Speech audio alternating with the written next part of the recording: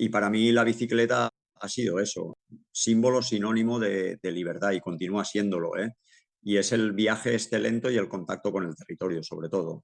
Hola, soy Felipe, Hola, soy Luis, Lurbide. Crazy Gravel, Bienvenidos a Zona Gravel. tu programa de podcast especializado en el mundo gravel. Pues en nuestro programa de hoy tenemos a Eliseu Climent. Es un referente en el mundo del deporte, ya que es periodista deportivo, organizador de eventos e incluso fabricante de bicicletas. Y en los ratos libres es un activista del deporte en todas sus modalidades. Bienvenido a Zona Gravel, Eliseu. Pues nada, muchísimas gracias por invitarme a vuestro podcast y nada, aquí estamos. Bienvenido, Eliseo. Muchas gracias. Nos suele gustar empezar la entrevista, todos nuestros invitados, con una pregunta que os lleva, o que les lleva a sus inicios, pero sus inicios del principio. ¿Tú te acuerdas de cuál fue tu primera bicicleta? Pues sí, sí, porque aparte mi primera bicicleta y sobre todo el entorno donde la practiqué es lo que me condicionó más tarde digamos, a enfocarme hacia el mundo de la bicicleta vista desde el cicloturismo o el viaje y no tanto desde el aspecto deportivo que también luego os comentaré.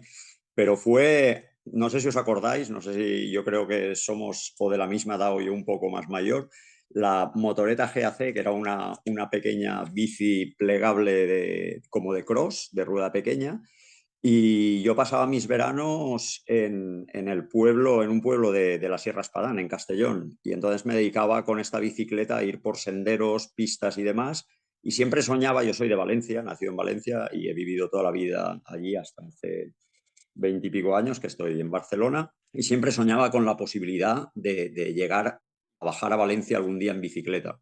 Y eso fueron los inicios, pero fueron los inicios, digamos, como una cosa como muy breve, una pequeña chispa ahí que luego sí que se encendió la llama cuando, como estaba muy pesado con el tema de la bicicleta, al final mis padres me compraron una de segunda mano en el año 81, yo tenía 13 años, y una Peugeot de carretera, con las palancas obviamente al cambio, al cuadro, y con esa un año más tarde, en el 82, siempre tan pesado, pues quise hacer un cursillo que encontré en el Centro Excursionista Valencia de cicloexcursionismo, que se llamaba entonces, ¿no?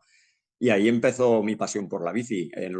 Tenía 14 años, me compré mis primeras alforjas con los ahorros y empecé a dar vueltas bueno, pues sobre todo zonas de la Comunidad Valenciana, obviamente, ¿no? No tenía ni ahorros ni mis padres me permitían ir más lejos, ¿no?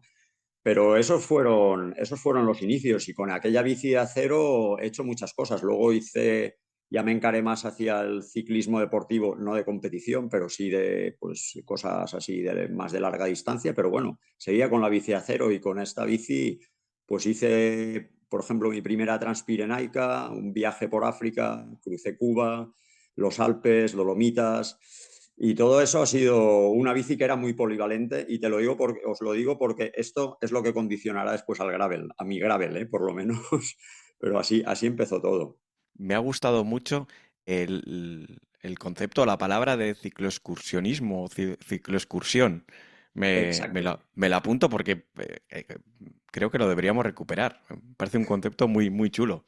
Fue un momento muy interesante porque fue un momento donde la bicicleta, entendida no desde el punto de vista deportivo, sino más desde el punto de vista de exploración del territorio, también era un vehículo con unas ciertas connotaciones políticas desde el punto de vista del ecologismo. Era cuando, no sé si os acordáis, todas las luchas antinuclear, el sol aquel de nuclear no gracias, ¿no? Que se tradujo a tantos idiomas de una diseñadora de Anelum, una diseñadora danesa, y se asocia mucho la bicicleta con esta, por decirlo así, contracultura o contracorriente, ¿no? Y bueno, y ahí estaba el cicloexcursionismo, estaba metido ahí. Era un viaje en bicicleta más contemplativo que deportivo, ¿no? Y sobre todo con una cierta sensibilidad por el territorio, que esto a mí me marcó y más siendo adolescente, ¿no? Esto ya digamos, te marca de por vida, creo yo, ¿eh? Sí, porque con unos valores de ese tipo, lógicamente, luego se forjó una persona, pues, Amante de la naturaleza, amante de la montaña y bueno, lo que eres hoy en día, un referente en ese mundo. Explícanos un poquito esa vinculación al mundo de la montaña, cómo continuó, porque empezaste con aquellos viajes, pero luego ya tu época de estudios, ¿cómo fue un poquito? ¿Cómo continuaste con la montaña? Claro, el mundo de la montaña es que llegó por dos partes, ¿no? Digamos, por una parte está el mundo de lo que yo llamaría la geografía o el territorio, ¿no? Este interés por conocer y descubrir territorios tanto cercanos como lejanos, ¿no? Y sobre todo los cercanos me apasionan mucho. Y cuando digo descubrirlo, no solo cuáles son los caminos, sino incluso qué te explica la toponimia, por ejemplo, ¿no? Yo soy filólogo y a mí el entender el territorio a través de las palabras para mí es algo es fundamental porque es la visión de los propios habitantes, ¿no? Digamos que contiene la visión de los propios habitantes. Y entonces, por una parte estaba eso y por otra parte, al mismo tiempo, por aquella época, yo salía a andar a la montaña con mis padres, pero bueno, hacer excursiones tranquilas por allí alrededor del pueblo, del Espadán, ¿no? De la Sierra Espadán. Y aquel mismo año que empecé con la bicicleta, con el ciclo excursionismo, yo recuerdo haber hecho una pequeña travesía, la primera travesía que hice andando, que fue desde la Sierra Espadán hasta el Peñagolosa, que es la cumbre, digamos, emblemática y más alta, bueno, discutidamente más alta del país valenciano, la Comunidad Valenciana, con mi padre, pero esa travesía que fueron 4 días, que ahora se puede hacer corriendo en un día entero, pero bueno, esa travesía, pues digamos que me agencié unos mapas militares y la diseñé yo y la tracé yo y mi padre pues me iba siguiendo, pobre hombre, ¿no? Pero, entonces, a partir de ahí, evidentemente, esta pasión por la montaña pues, se tradujo en querer ir a los Pirineos, que desde Valencia no era una cosa cercana, y bueno, mi padre me acompañó y con 15 años pues hice los primeros 3000, con 16 me puse a escalar porque obviamente alrededor de Valencia hay roca para aburrir, y con 18 ya me puse con el tema del esquí de travesía, ¿no? Y por medio pues engañé a algunos amigos bueno, pues eso, para subir a Pirineos con 17 años y bueno, pues hicimos Posets, Perdido, Tallón, una serie de cosas. Los pobres pues yo les iba como guiando, estirando de ellos y en medio de todo eso pues empezaron pues las típicas historias que ahora llamarías al 112, pero que en ese momento pues no tenías móvil y te sorprende con 15 años un vivac en febrero en la nieve porque baja la niebla de noche y duermes en la nieve, ¿no? Sin esterilla, además, ¿no? Bueno, estas cosas que también te van curtiendo ya no de resistencia, pero sino como persona y con una especie de contacto con la naturaleza, digamos, no como pista de obstáculos, sino como un entorno en el cual, si quieres seguir estando allí a gusto, bueno, pues tienes que adaptarte a sus leyes, ¿no? Y así fue la cosa, así fue la cosa. Luego hemos ido, evidentemente, pues avanzando pues han habido épocas y años donde he dejado más la bicicleta, he escalado más, años donde he hecho bastante más esquí de travesía, luego me metí hace más de 20 años con el tema del telemark y haciendo, bueno, pues cositas de estas, ¿no? Pero siempre relacionado con el mundo del aire libre, ¿no? Sí, sí. Vaya currículum. ¿Qué? Currículum, bueno, no sé, Vale. más edad que currículum, ¿no? Es que al final la vas acumulando ni que sea por años y por horas. Sí, sí.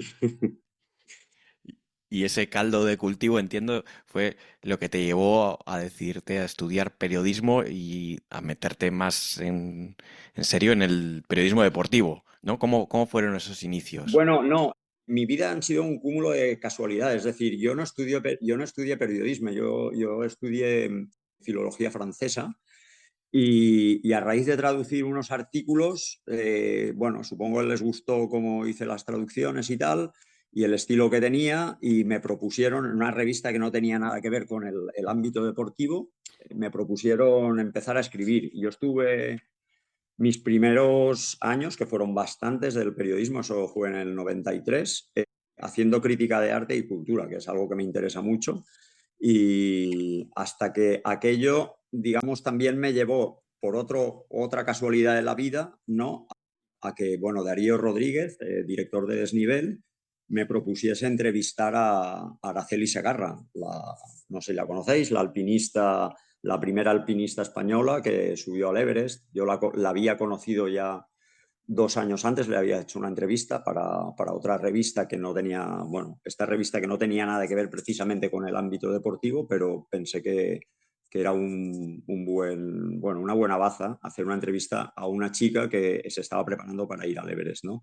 En el 96, cuando Araceli ya había hecho el Everest con todo el equipo de filmación de IMAX, que es cuando saltó a la fama, por una serie de casualidades, Darío Rodríguez me propuso entrevistarla y le hice una entrevista larga en desnivel, que fueron 8 páginas, una entrevista no preguntas-respuestas, sino más narrada, más, digamos, por decirlo, con un cierto toque literario. Y aquello le gustó mucho el formato y estuve unos años colaborando con Desnivel, pues justamente solo hacía entrevistas.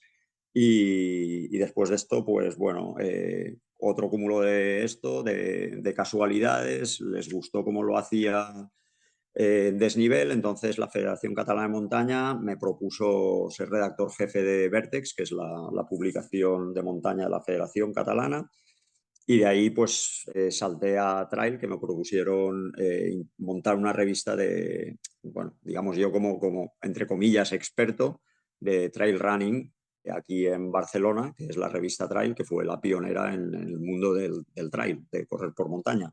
Y así he ido saltando y finalmente el último medio donde estuve involucrado desde el principio fue Volata, que es de cultura ciclista y demás, ¿no? Estuve como asesor al principio y luego les propuse una sección que era la de itinerarios, pero la de itinerarios de ciclismo donde poder mostrar la cara B, como digo yo, la cara oculta del territorio, y por eso la bauticé como la fuga, ¿no? Pero la fuga desde un punto de vista técnico ciclista, pero también de fugarse de la evidencia e ir a buscar el territorio más oculto, ¿no? Y bueno, y ahí estamos. Sigo colaborando con Vertex y con algún otro medio así esporádicamente de esto, ¿no? Del ámbito deportivo. ¿Y cómo ves los cambios que ha habido con la tecnología, con la audiencia de todas esas publicaciones? Porque lógicamente con la irrupción del Internet, de todas las redes sociales, el periodismo ha tenido un poquito que reinventarse, ¿no? Para estar al nivel de toda esa avalancha de comunicación que tenemos en la mano. Sí, efectivamente, yo incluso te diría, tratándolo, bueno, ahora lo tratamos desde el ámbito deportivo, pero yo creo que se puede adaptar a todo. Digo, el ámbito deportivo es un tema más, un aspecto como más evidente, donde se ve la crisis para mí, y digo desde una opinión muy personal, hay una crisis del periodismo, ¿no? Porque el ámbito deportivo, a ver, ¿quién no puede ir a una carrera? Te lo digo porque nos ha pasado, ¿eh? Que tú estás en una carrera, por ejemplo, una ultra trail, y estás haciendo fotos, preparando el reportaje, llegas a la redacción o incluso en el aeropuerto empiezas a escribir, llegas y publicas. Y cuando llegas y publicas, hay alguien que ya ha publicado antes o que está publicando en vivo, ¿no? ¿Pero qué está publicando? Pues para mí son noticias de consumo rápido, ¿sabes? Una especie de fast food de McDonald's del periodismo. ¿Hay que entender eso como periodismo? Pues no lo sé. La verdad, es una cosa de consumo tan rápido, tan obsolescente. Yo igual estoy chapado demasiado a la antigua, igual voy a contracorriente, pero a mí me gusta más, por decirlo de alguna manera, este periodismo en profundidad, donde me puedo tomar mi tiempo para investigar, contrastar, entender, ¿no? Y no lanzar a esta especie de misiles, de misiles que son casi unos castillos de fuegos artificiales, ¿no? Que los lanzas y al cabo de media hora, han habido otras noticias y de aquella ya ni te acuerdas, ¿no? Entonces, en este momento el periodismo, bueno, más que se reinventa es que tiene un problema, porque contra la velocidad esta no se puede, es que no se puede luchar, ¿no? Entonces, reinventarse es difícil. Yo creo que es más adaptarse y en un momento dado resignarse a un periodismo de consumo rápido, ¿no? Incluso ya lo ves en portales, ¿no? Y webs de periódicos que te dicen este artículo te cuesta 5 minutos leerlo, ¿no? Entonces, de una parada de metro a la siguiente casi, ¿no? No sé, a mí me gusta, digamos, este periodismo un poco más literario, un poco más, por decirlo de alguna manera y con toda la modestia, un poco más humanista, ¿no? Donde entender, pues si pasa una carrera de trail, sí, pero ¿por dónde se está haciendo, no? Y este contexto que implica hacerla ahí y no en otro sitio, ¿no? Y cuál es la singularidad de ese paisaje o de la gente del lugar o de aquella economía rural, ¿no? Bueno, es un poco eso, ¿no?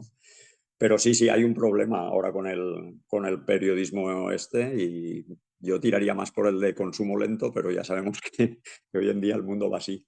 Sí, sí. Bueno, la analogía que has puesto con la cocina es perfecta. O sea, es fast food frente a un guiso de 4 horas Exacto. a fuego lento. Sí, Es exactamente eso. sí, sí, exacto. Para mí sí. Y a mí, pues comer hamburguesas de 1,5 € no me acaba de convencer, no sé. Pero bueno. Estamos de acuerdo.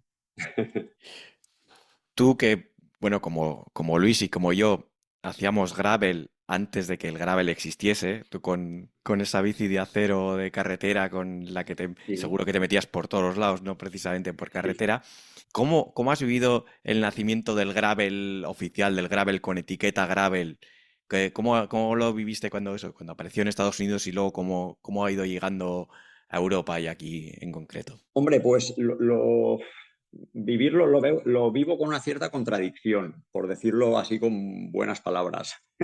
Porque, claro, para mí el gravel ha sido, no es más que un lifting y una etiqueta comercial de una actividad que se ha hecho toda la vida, ¿no? Es decir, para mí el gravel no ha sido un nacimiento, sino un renacimiento. Yo era una cosa que llevaba adentro que, pues, he hecho mucha bici de montaña también, por ejemplo, y es algo que la bici de montaña nunca, y he hecho mucha, pero el manillar plano y yo nunca hemos tenido una relación así muy, muy amigable porque siempre pensaba que el manillar plano era como el encefalograma, y lo digo con todo el respeto, pero que solo tienes una posición o dos posiciones si te coges el centro de un manillar para rodar un poco.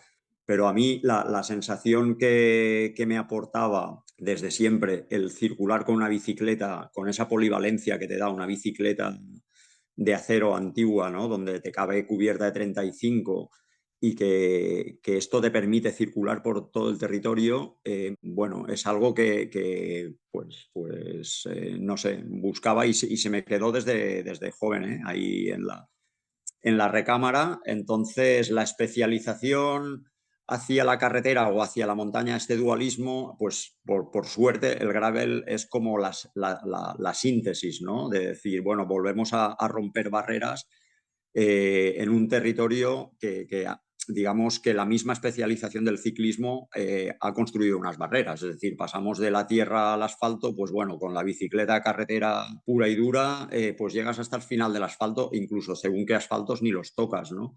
Y en la bici de montaña, pues según que una vez sales del asfalto de la tierra y pillas el asfalto, pues aquello se convierte en un tractor, ¿no?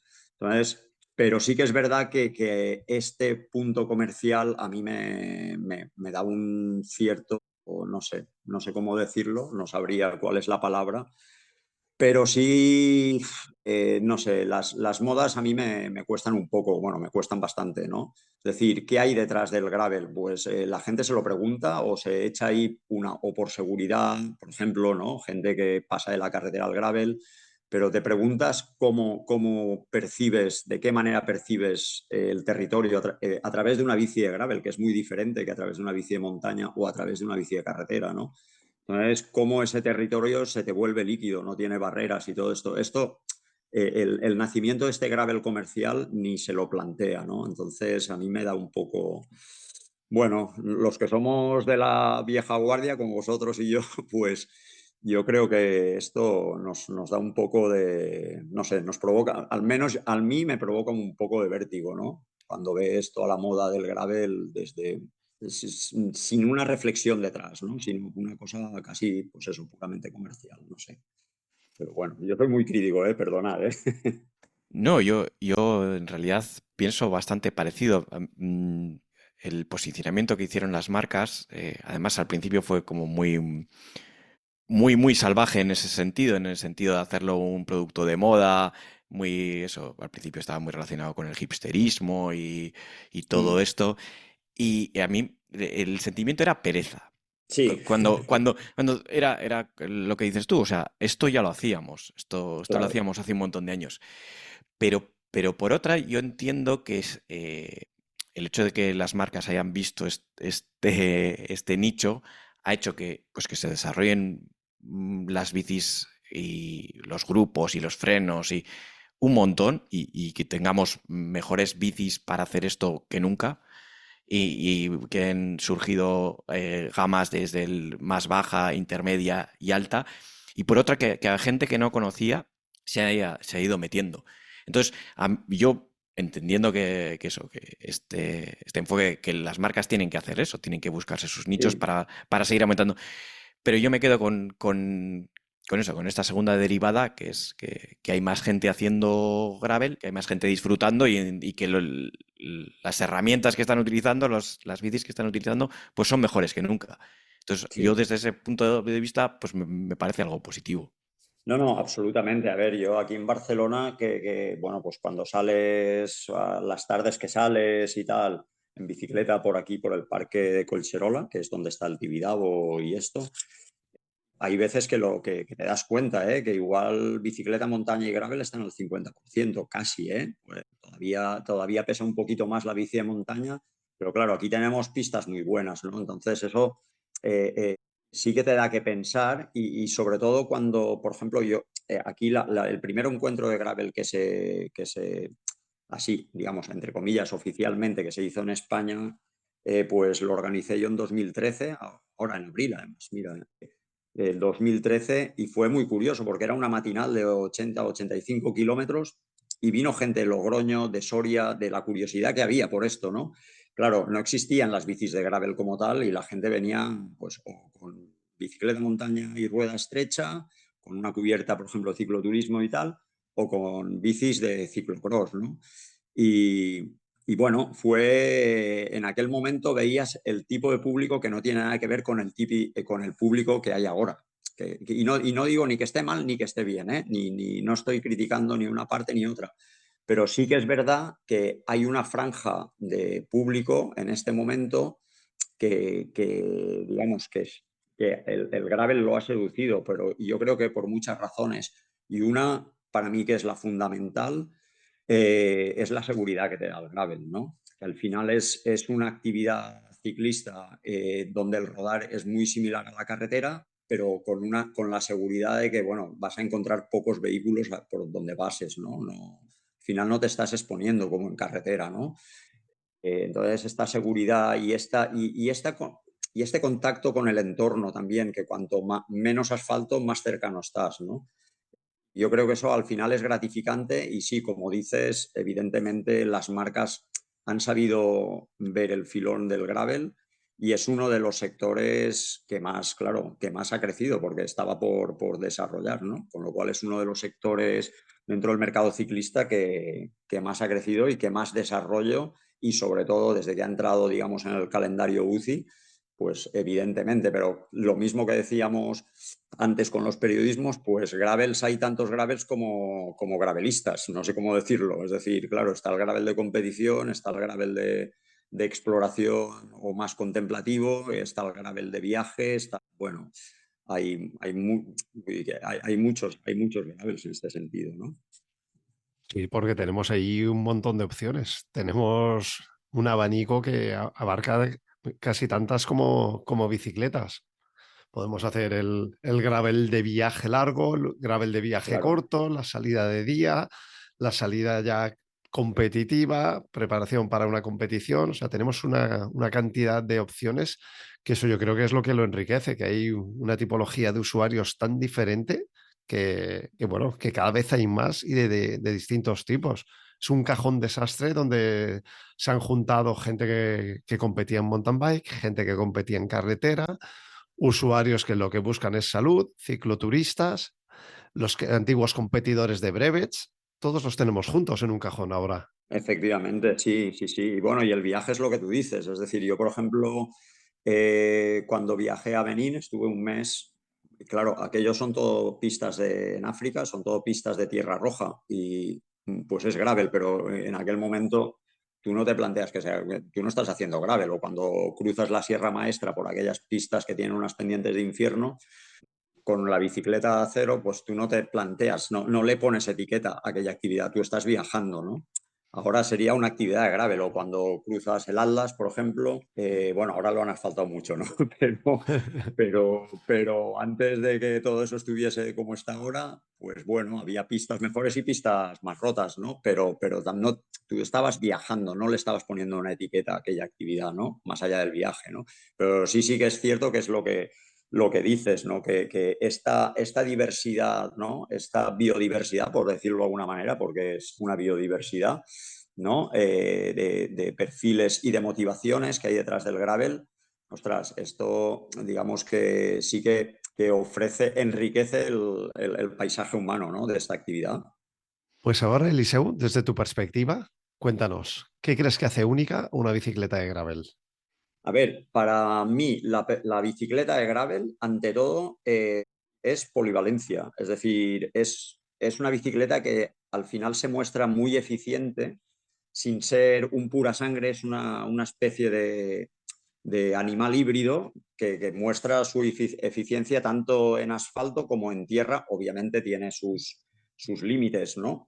Pero esta polivalencia es algo que no se había conseguido hasta la fecha. Bueno, mejor dicho, se había conseguido con las bicicletas antiguas, se había perdido y se ha recuperado ahora, evidentemente añadiéndole todos los avances técnicos y tecnológicos, ¿no? Pero para mí es un vehículo, digamos que es un vehículo de síntesis. Es que con una única bicicleta, si no somos muy exigentes o no somos muy técnicos, no buscamos, por ejemplo, en montaña cosas muy técnicas y en carretera un rendimiento deportivo muy afinado, pues digamos que con esta bicicleta y dos juegos de ruedas, ostras, puedes hacer mucha cosa, ¿no? Entonces, para mí es eso, es polivalencia, básicamente, la bicicleta de gravel. Estamos totalmente de acuerdo. Yo si tuviera que definir el gravel con una sola palabra, sería polivalente, que el gravel Mm. es el deporte más polivalente que yo veo. Sí, es polivalencia y comodidad.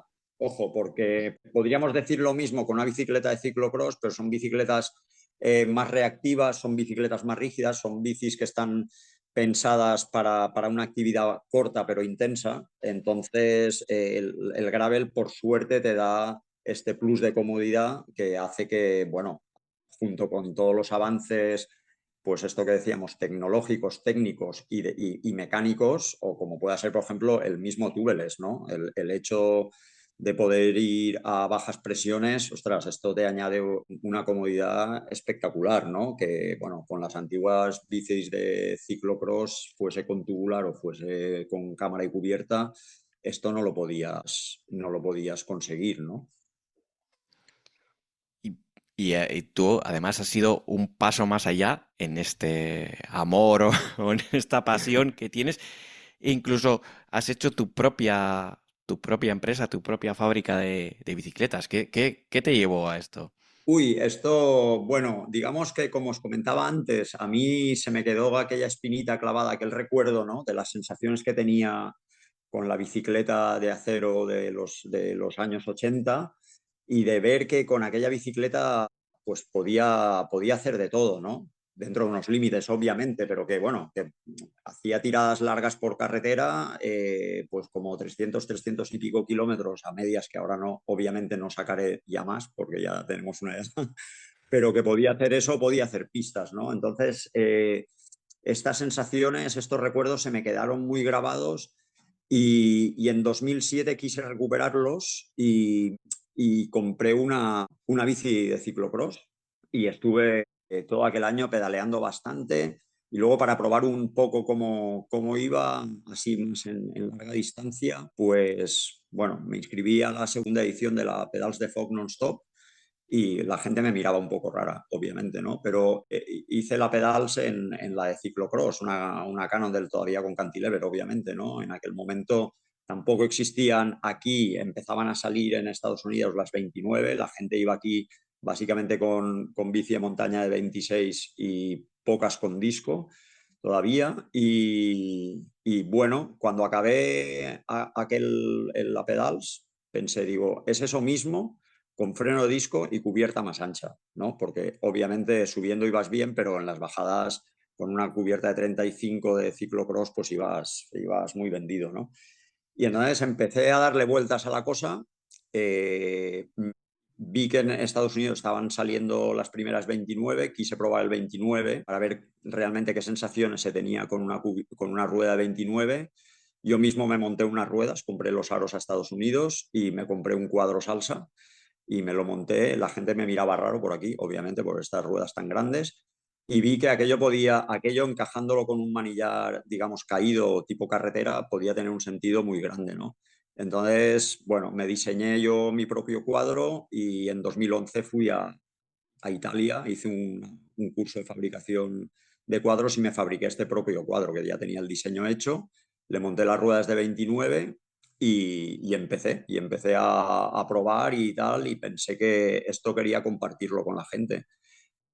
Es cierto que no era una bici de gravel al uso, yo era la bici de gravel que, mejor dicho, el camaleón con el que soñaba siempre, ¿no? Con el que poder hacer trialeras, hacer pistas de cualquier tipo, si tenía que hacer una transpirenaica por montaña, pues en vez de haberla hecho, si lo hubiese tenido, en vez de haberla hecho en BTT, como lo hice en el 98, lo hubiese hecho con esta, ¿no?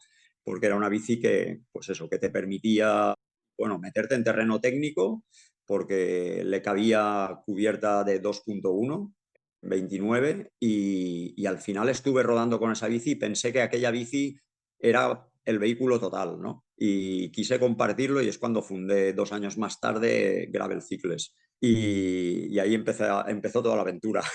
Pero bueno, sí, sí. Madre mía. Y ya no tenías bastante con todo lo que llevabas encima, que solo se te ocurre que empezar a organizar eventos de ultradistancia largos, que como la Sí. CAT 700, por ejemplo. Explícanos un poquito ya el origen de la CAT 700 y bueno, qué experiencia buscas que se lleven los participantes. Claro, pues, a ver, la CAT 700 en realidad había nacido hacía casi 20 años por un fanatismo mío bueno, de querer mostrar a la gente lo que 5 travesías, lo que era Cataluña y la diversidad de paisajes, y empecé a trabajar con 5 travesías de norte a sur de Cataluña. Obviamente en aquel momento se iba con roadbook y empecé a dibujar y claro, no, es que no me cabía tanta viñeta. Entonces dije, hostia, es que esto es inviable. Y dejé en el cajón el proyecto de las 5 travesías estas, porque hacer una guía de eso pues hubiese sido un vademecum, ¿no? Entonces, cuando nació Gravel Cycles, el buque insignia para mí, o lo que más me representa y lo que más ha representado a Gravel Cycles, aunque he hecho evidentemente bicicletas de gravel deportivas hasta bicicletas de carretera muy deportivas y otras más, lo que se llamaría ahora all road o así. Pero para mí el buque insignia es un modelo que se llama la Nomad, que es la nómada, que es la bicicleta de viaje por excelencia, que es la hija de aquella que yo me hice en 2011 en Italia. Y de hecho es una bicicleta que es un poco tiene el mismo espíritu aventurero, ¿no? Que le pasa una cubierta ancha, con lo cual recuperé un poco como homenaje a esta bicicleta de las 5 travesías, aquella que más me gustaba y la más solitaria, que era la que iba del Valle de Arán al Delta del Ebro, ¿no? Con lo cual es una travesía de 700 kilómetros con 15.000 de desnivel, no es técnica, es ciclable al 99,9% y y es una travesía que lo que muestra es eso, bueno, que sea lo más, por decirlo de alguna manera, lo más líquida posible, es decir, que la gente pueda pasar de la tierra al asfalto con una armonía y sobre todo que vaya descubriendo esta diversidad de paisajes que hay en Cataluña en un concentrado y un condensado de territorio que es espectacular, poder pasar de los 2.000 metros de la alta montaña a los pasos que pasamos, como Barradós o arriba de Spot, ¿no? Todo lo que es la pista del Triador, a llegar al Delta del Ebro y pedalear por la playa en cuestión de pocos días, ¿no? Claro, esta transición entre la diversidad de paisajes, eso es espectacular y era lo que yo quería, digamos, a través de la CAT 700 compartir con la gente, ¿no? Esta experiencia de geográfica, pero también humana de lo que es el viaje. Igual la CAT 700 no es una prueba competitiva. Otra cosa es que haya gente que, pues, como el año pasado Oriol Chías, que la hizo en 40 horas, ¿no? Pero eso es otro tema. Sí, sí. Está claro que tú les permites a la gente que hagan o corto o largo, pero la diversidad es fenomenal, porque yo he rodado por todas esas zonas y hay unos contrastes que son, pero estupendos. Pasas en pocas horas, ponle 96 horas si quieres, no hace falta las 40, pero en 96 horas puedes pasar de pisar nieve a pisar el agua del Mediterráneo. Efectivamente, sí, sí, sí. Y por medio, toda la gradación de paisajes, por decirlo de alguna manera, ¿no?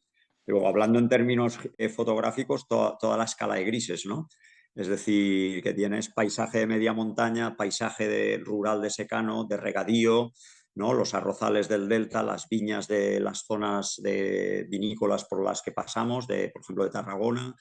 Claro, eso, si tienes una cierta sensibilidad, ¿no? Y la retina la tienes un poco, bueno, al final esto se te queda impregnado y de hecho me consta por participantes que han venido que esto ha sido la chispa que les ha, o el trampolín que les ha permitido lanzarse a viajar en bicicleta, ¿no? Y esto es algo bueno, a mí me hace muy feliz porque para mí, más que un reto deportivo, es casi, es eso, ¿no? Es como una iniciación al viaje, ¿no? Al poder compartir con el lugar y con la gente del lugar lo que tú estás haciendo. Yo trabajé años atrás en una carrera, digamos, por etapas de bici en el Pirineo y ostras, no daba crédito a que la gente estuviese más pendiente del crono y del track que por donde estaba pasando, ¿no? Entonces, a mí aquello y el espíritu, digamos, todo mi bagaje cicloturista me dijo que si algún día montaba algo no sería así.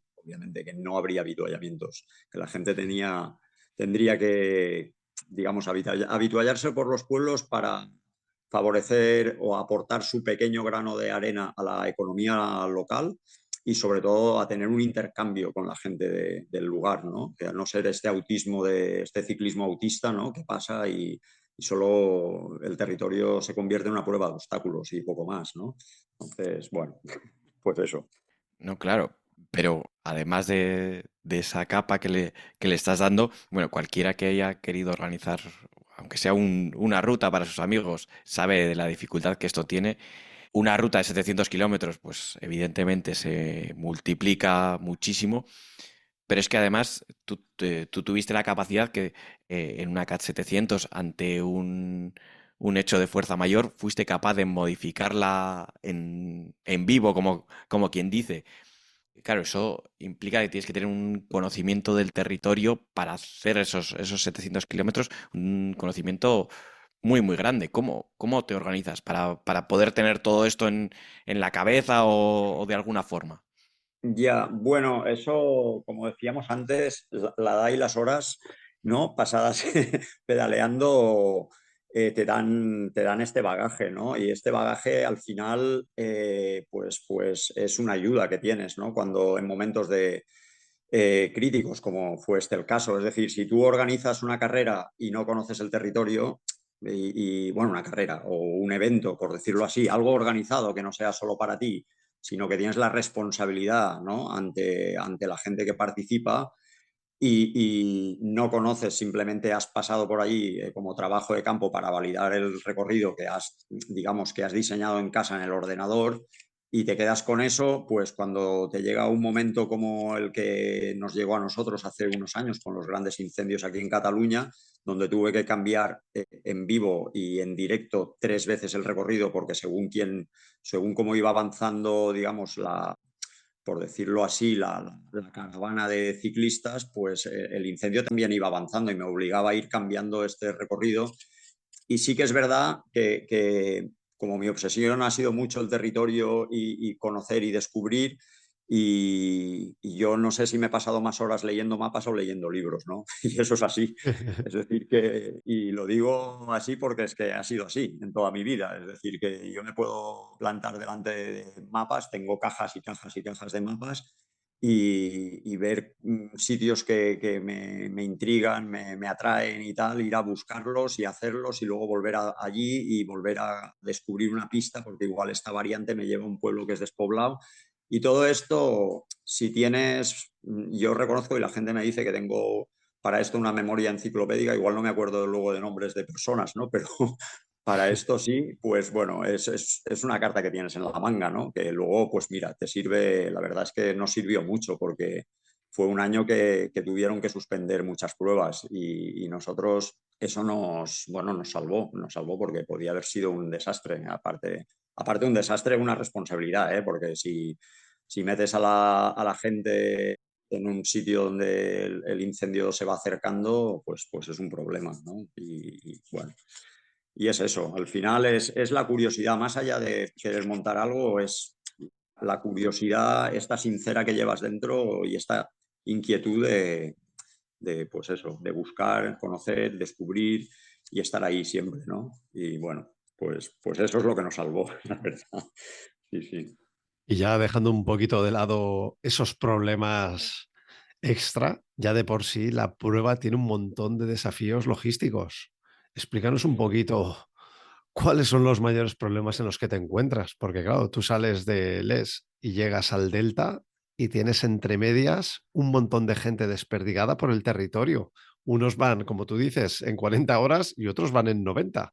¿Cómo lo combinas todo eso? Efectivamente, eso es un desafío y aparte, digamos, es una responsabilidad claro, a ver, al final, al cabo de los años ya conoces a la gente que lo intenta o va a hacerlo en 40 horas o en 50, ¿no? Entonces, cuando ves que se te han inscrito, ya empiezas a tragar saliva, ¿no? Porque dices, bueno, aquí vamos a empezar a tener un problema, porque conoces a estos, pero también conoces a los que van que para ellos la CAT 700, por ejemplo, o una gran vertical, al final son unas vacaciones, ¿no? Y te lo dicen así, ¿eh? Que van a apurar hasta el último momento, ¿no? Porque para ellos es disfrutarlo, ¿no? Entonces, bueno, ante esto, digamos que hay una cosa que nos ayuda mucho, que es los dispositivos de seguimiento. Esto por una parte, porque claro, cuando, por ejemplo, el año pasado Oriol Chías en 40 horas se plantó en el delta del Ebro, los últimos estaban saliendo del Pirineo, como quien dice, ¿no? Entonces, en esta extensión de territorio, solo 3 furgonetas, controlar esto es muy difícil. ¿Qué pasa? Los dispositivos de seguimiento a nosotros nos juegan, digamos, nos permiten controlar por seguridad y visibilidad también, de los participantes, pero controlar un poco cómo está yendo la cosa. Estos dispositivos, cuando ves a alguien parado en un sitio donde no tendría sentido que estuviese parado más tiempo, pues directamente le llamas, ¿no? Que esta es la ventaja digamos, de organizar un evento de pequeño formato, por decirlo así, ¿no? Que puedes tener este control un poco más. Pero sí que es verdad que al final de la semana hemos hecho más de 2.000 kilómetros en cada furgoneta, ¿no? Entonces, y el desafío se ve, sobre todo, lo ves en las 24 primeras horas, es donde ves la estrategia que llevará cada uno, aparte de preguntar el día de antes, ¿no? ¿Tú cómo piensas hacerlo? ¿Tú tal? Entonces, gente que ya te pregunta también cómo hacerlo, antes, incluso antes, semanas antes, y les aconsejas y tal. Y bueno, y luego evidentemente salen todos los imprevistos posibles, ¿no? Pues uno que tiene una sobrecarga en la rodilla, entonces le preparas un track en vivo a medida para que pueda llegar hasta una estación de tren o un autobús o uno que tiene una incidencia mecánica, pues bueno, intentas, digamos, un poco a medida ajustarles también el recorrido porque también quieres que disfruten no solo de un reto deportivo, sino también del viaje, ¿no? Entonces, sí, me ha tocado muchas veces incluso adaptarles el track, por decirlo así, o trazarles un track nuevo, pues para que les fuese mejor la cosa y pudiesen llegar al Delta, que al final es lo que, un viaje al final es eso, ¿no? Es llegar a la meta, al puerto, ¿no? Entonces, para mí es más que el desafío logístico está, más que el desafío deportivo es la satisfacción de la gente que llegue al puerto, ¿no? Pero bueno. Has mencionado brevemente la gran vertical. Es Sí, otra prueba que has cocinado con un espíritu un poco diferente, pero que también comparte muchas cosas. ¿Cómo surgió esto? Bueno, espíritu diferente no porque es más... sí y no, es decir, es más corta, pero la Gran Vertical, digamos, si este año se cumplen 10 años de la CAT 700, se han cumplido 3 de la Gran Vertical y eso surgió porque yo llevaba en la cabeza alargar un poquito, entre comillas poquito, la CAT 700 y hacer una CAT 1000, ¿no? Y me hacía ilusión poder hacer del Valle Arán a Valencia y acabar en Valencia ciudad, por ejemplo, en las Torres, que bueno, nos fue imposible en la primera edición por cuestiones administrativas del ayuntamiento que no nos dieron permiso de acabar en las torres medievales de las Torres de Serranos, que hubiese sido muy chulo. Pero bueno, acabamos en el río, en el Parque del Río, que también estuvo bien y fue muy relajado.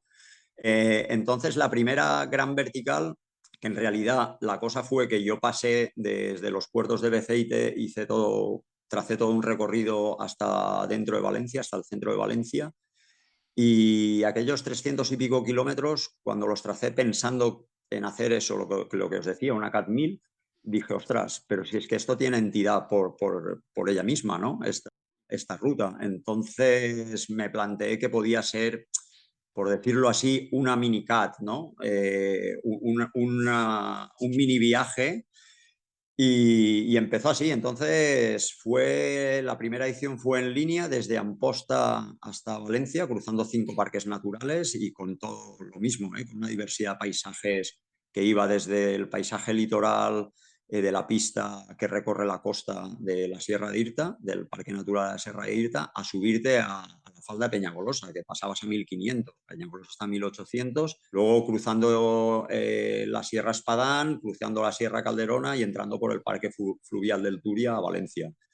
Para mí era un viaje espectacular. Evidentemente se apuntó gente y más de la que creíamos al principio, porque llenamos las inscripciones en cuestión de 23 horas, pero sí que implicaba, digamos, un problema logístico para los participantes, y es que se tiraban prácticamente el mismo tiempo desplazándose en transporte público que en bicicleta, ¿no? Luego para volver de Valencia a Amposta, recuperar el coche, tal. Entonces, la segunda y la tercera edición ya decidimos hacerlas circulares, ¿no? Alrededor de, bueno, también de un territorio que es espectacular, que es, bueno, todo lo que es el macizo de los puertos de Beceite, la Terra Alta, Matarraña y el Montsià, ¿no? Entonces, ahí estamos y ahí seguiremos. Y ya mirando un poquito más hacia el futuro, ¿tienes planes de expandir o modificar la CAT 700, la Gran Vertical, o que tengan una nueva hermana, una nueva ruta?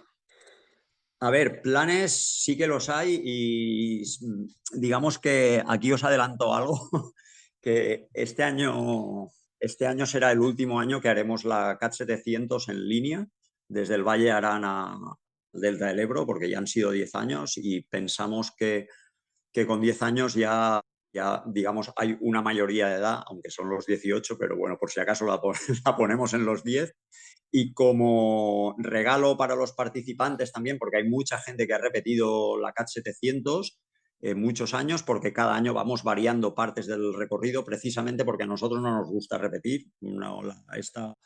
Esta sensación del hámster a mí personalmente no me gusta, entonces poder compartir rincones nuevos, espacios nuevos, lugares inéditos, pues siempre a nosotros obviamente nos dificulta más el trazado, ¿no? Porque tienes que compensarlo mucho. Aquí podríamos estar hablando de cada uno cómo traza un itinerario, pero bueno, yo soy bastante maniático para esto. Y entonces, este año, como homenaje o como regalo de final de etapa de esta CAT 700, que ahora os explicaré que continuaremos el año que viene de otra manera, hemos hecho una CAT 700 backroads, es decir, de carreteras secundarias, asfalto perdido tipo rural y demás, y algunos tramos de tierra, que ahora se ve que se llama este rato, pues eso, algunos tramos de tierra. Y sí, sí, es que si no, para Sí, entendernos. hay que estar a la poda. Claro, claro, para no salirnos de la jerga actual del ciclismo. Y entonces, bueno, este es el pequeño homenaje y el pequeño regalo a la gente que quiera, pues también descubrir este territorio, este viaje en línea a través de un asfalto, digamos, poco transitado, ¿no? Y eso, así estamos. Es decir, que hemos expandido, ahora tenemos la CAT 700 original, que le llamamos nosotros, que son los 700 kilómetros con los 15.000 de desnivel, 15-16, depende de los años. La CAT 700 Gravel, que es más llevadera, son unos 500 y unos 9.000, entre 9 y 10.000. Y luego ahora estará la CAT 700 Backroads, que sale en unos, digamos, la versión extendida, por decirlo así, la completa sale en unos 790 y también 12 o 13.000, ahora no me acuerdo, pero por ahí de desnivel, sí. En nuestra entrevista anterior estuvo con nosotros Apolo Esperanza, también aventurero y emprendedor como tú, Sí. y dejó una pregunta que él no sabía quién iba a ser el siguiente invitado, y dejó una pregunta en el aire que te va a tocar a ti responderla. Vale. ¿En qué forma ha cambiado tu vida la bicicleta y qué ha aportado a tu vida? Uf. Uf. La tengo que responder brevemente, ¿no? Porque si no, aquí podemos estar 3 días hablando. Para mí, que empecé con el tema de la bicicleta de adolescente, fue un símbolo de libertad. Es decir, hubo un momento en que yo no quería ni tener carné de coche, ¿no? Ahora, pues mira, tengo carné de coche, de moto y de lo que haga falta, pero que para mí, a los 16 años, yo estudiaba en un colegio fuera de Valencia, 10 kilómetros, y evidentemente era el único alumno que iba y volvía cada día al cole en bicicleta. Hacía 20 kilómetros diarios, más los que hacía el fin de semana. Y para mí la bicicleta ha sido eso, símbolo sinónimo de libertad, y continúa siéndolo, ¿eh? Y es el viaje este lento y el contacto con el territorio, sobre todo. He tenido momentos y etapas deportivas de estar entrenando 6 días por semana, tanto gimnasios como series, como tal y cual, pero siempre desde un punto de vista del viaje, es decir, nunca olvidando el contacto con el territorio. Podía hacer desde una Transpirenaica en 5 días, pero para mí lo fundamental en este caso era un viaje deportivo, pero era un viaje, ¿no? Entonces, sí, para mí ha sido y es y será un sinónimo de libertad y de exploración y de contacto con el entorno. Y ahora ya, para acabar, te vamos Sí, a hacer el encargo de que nos dejes una pregunta para nuestro próximo invitado. Nuestro próximo ole. invitado es una sorpresa, no sabemos, No sabemos quién será.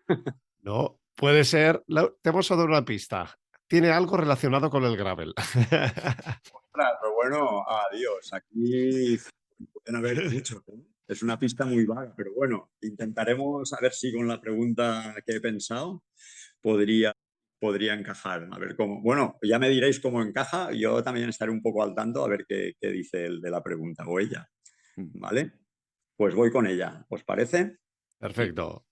Pues mira, yo diría o le diría al siguiente entrevistado barra entrevistada cuál es el sustantivo que encaja más con la actividad, con su actividad ciclista. Es decir, cuál sería el sustantivo de los 4 que diré ahora. Pasión, religión, deporte o moda. Buenísima pregunta. Una pregunta tipo test con respuesta alternativa. Solo puede elegir una, entiendo. Solo puede, bueno, sí, podría elegir 2 y si tiene enchufe, pero bueno. ¿Los errores descuentan? ¿Quitan nota? No, no quitan, no quitan, hombre. Apuntamos la pregunta. Me gusta mucho. No sé, creo que le vas a hacer sudar también un poco al siguiente invitado o invitada con ella, pero muy, muy interesante. Muchas Claro. gracias por haber atendido nuestras preguntas y por habernos contado todas estas cosas tan interesantes. Gracias, de verdad. Bueno, muchas gracias a vosotros y nada, para lo que queráis, aquí estamos. Muchas gracias, Eliseu. Venga, hasta la próxima. Venga, un saludo. Vale, Adiós. hasta la próxima. Adiós. Y hasta aquí el episodio de hoy de Zona Gravel. Si te ha gustado, puedes dejarnos una reseña en tu plataforma de podcast, en redes sociales o aún mejor, a tus amigos andando en bici. Nos escuchamos en el próximo capítulo. Mientras tanto, disfruta del gravel.